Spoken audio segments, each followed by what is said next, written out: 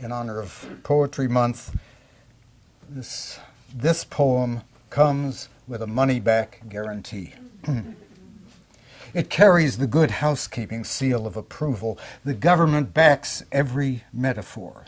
You may read it with the confidence of knowing it's endorsed by celebrity spokespersons who chat it up on talk shows, recite it to put their children to sleep. This poem has withstood the crunches of workshops and crash test sites. If it fails to make you fitter for poetry, if you don't lose weight by reading it 10 minutes a day, I'll refund every moment you've invested.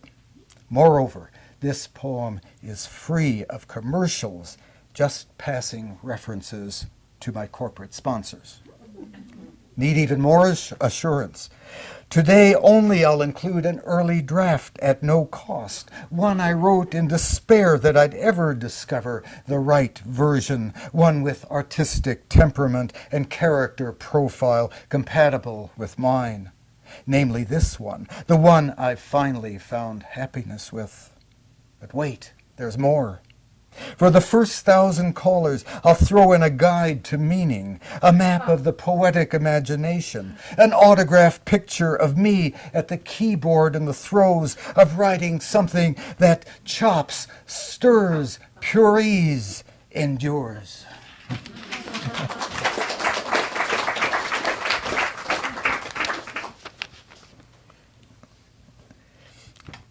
The lethal game of dodgeball.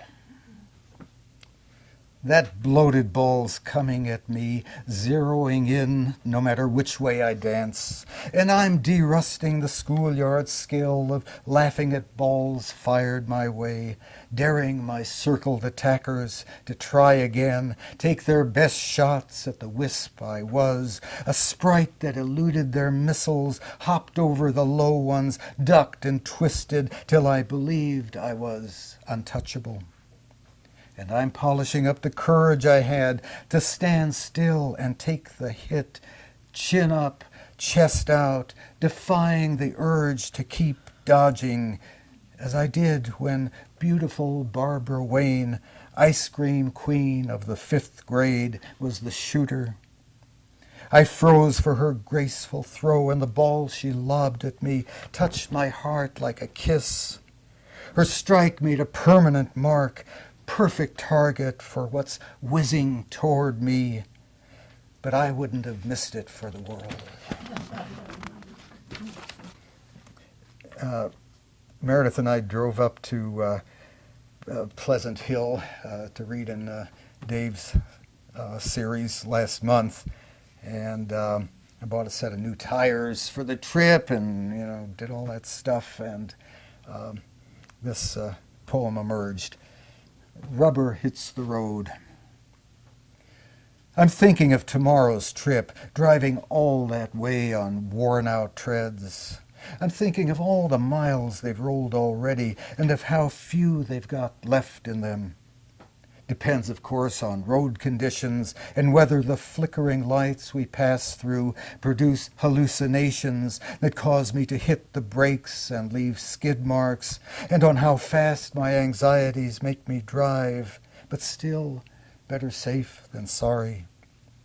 I've checked the dealers and found one offering lifetime guarantees, steel-belted black beauties with grooves so deep they'll hold the road in all weathers.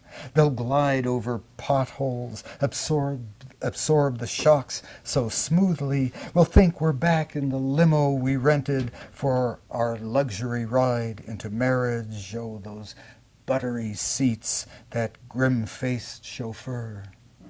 With tires like that, the car will smell new. With tires like that, time will pass in slow motion. Tires like that roll on forever.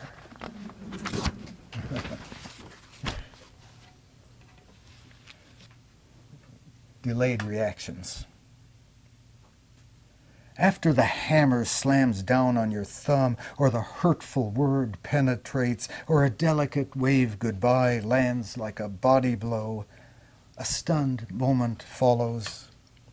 After the nerves have transmitted the bad news, the brain pauses to make up its mind. What punishment the poor sap deserves? Is numbness enough? Or would it be kinder to remind him that his senses are still alive? Like a soldier who feels no pain till he sees the wound, I've waited to be hit by the impact of this sensory world. Happiness, too, is sometimes slow to register. It was years after the rain had sent me and the girl huddled close to me, dashing for cover, that I suddenly felt the drops.